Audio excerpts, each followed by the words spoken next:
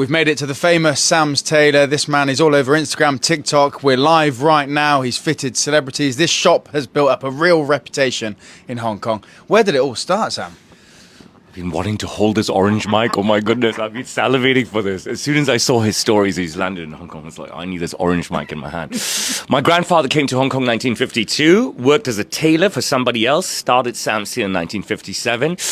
We are all living proof of child labor in China. At the ripe old age of 9, my father joined my grandfather and they built Sam's Tailor into what it was. And then along came me and just, I don't know, shoveled it into quicksand, I guess. You know what I'm saying? But yeah, it's been totally a family affair. 3 generations. My father and grandfather working like dogs. My uncle eventually joining them when he was old enough. And they just work, grind. That's what I do. I mean, if you see me, I'll be texting you at 4 a.m. every day. If you send me a text, you'll get a response regardless of what time zones we're in. We are a grind. We work our asses off. And if you don't believe me, I'm telling you. I'm sorry to nick the mic. No. You show us. There's me, 1989, at the ripe old age of 12, still working. My father's a slave driver. It is what it is, but it's what made us what we are today. We're completely dependable.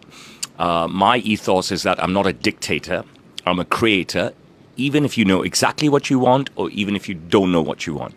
No matter what brief you give me, I will jump inside of you, delve into you, and bring your vision to life. And that's why I'm successful. That's why people seek me out. The celebrities on the wall as well. Everybody, so the celebrities on the wall make 20 million US a movie, 20 million US a season, 20 million US, etc., etc. They can buy anything. Why do they seek me out? I just had Imagine Dragons in here. They spent a whole bunch of time with me. They even came to my home and stuff, and they checked out all my karma trophies. This is a racing channel. Because they have dreams, they have visions, they have desires, and wherever they go shop, it can't happen. It doesn't exist.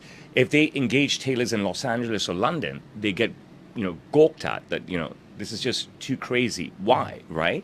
But if they come to me, nothing is too crazy for me. And I work really hard to bring people's vision to life. And you can see the whole host of musicians that I've worked with along the years. Forget about the time they've spent with me, which is well documented, but see the final outfits that are at the red carpet, at the Grammys, at the AMAs, etc., etc. Can you point to a couple of famous faces, people you fitted? Show us around the shop. Sure. I'm sorry. Keep the mic. I love the mic. So what am I most proud of, right? There's a bunch of stuff, okay? Let's start with this aspect, which is all my father. I, at a very young age, was lucky enough to work with 3 American presidents, okay? Right here at Sam's Tailor. This is just nutty, okay? President Clinton, President Bush Sr., President Bush Jr.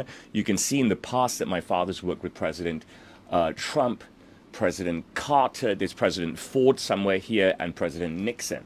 That's 8 American presidents. And then everybody else, the royal family, I can take you through. Obviously, here's Princess Anne. Just commentators across the globe, like Darren Hinch. Anybody controversial ends up being here. Royalty from everywhere, whether it's Denmark or Sweden or Belgium. You've got Carlos Santana here. I talked about controversy. There's Cliff Richard here.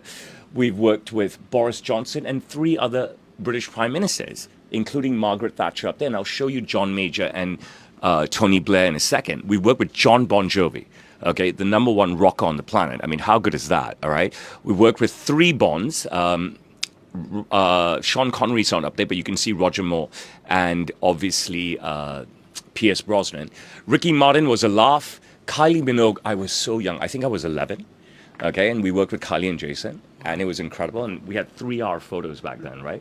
So I had my photo with Kylie, and I was in Form 1, okay, year 7. And I took my 3-hour photo, and all the girls went nuts over me. It was just insane. We flew to Bangkok in 93 to work with Michael Jackson. Janet Jackson we worked with here in 88. I mean, you can't beat that. My father up there with Bruno Mars. It is just insane. It's one of the most impressive films nutty. Some of your friends there. There's Richard Ayoade. He shot an episode of Travel Man here with John Hamm. I spent so much time with them.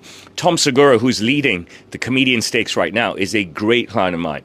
Tom Segura came to Hong Kong, but I'd worked with him nearly half a dozen times virtually during the pandemic. He just absolutely fell in love with me. I even starred in his pay-per-view Christmas special. So he shot me live streaming here We did an episode here, and he cut it down to 6 minutes, and he featured it on his pay-per-view live stream. It was incredible. Brian Habana, the greatest rugby player in the history of rugby. I mean, so lucky to work with him. He's such a blessing. I had Scotty Barnes in here, and inside 24 hours, I just posted a video saying, hey, this is Scotty, nothing else. In 24 hours, ironically, I had 1.8 million views on Instagram and 1.8 million views on TikTok. So ironic. I promise you more prime ministers. Here's Boris again, and there's John Major. Of course, we've got Coldplay. Crazy stuff. Harry Kane, the captain of England. Oh my goodness! Look at me and Harry here. Michael Vaughan, the former captain of England cricket, and a whole host of other footballers. Of course, football is my favorite sport. Russell Crowe, the Gladiator. I've worked with so many Oscar-winning actors and actresses, including Sigourney Weaver, multiple times. Of great photos. So my dad got his MBE from the Queen, which is just nutty. Look at this. And then he couldn't travel for it because of COVID restrictions. And then, unfortunately, the Queen passed, so he got it from Prince William. Oh my God. Wild, isn't it? That is insane. Wow. I think I'm the longest person other than Frankie to be able to hold the orange microphone.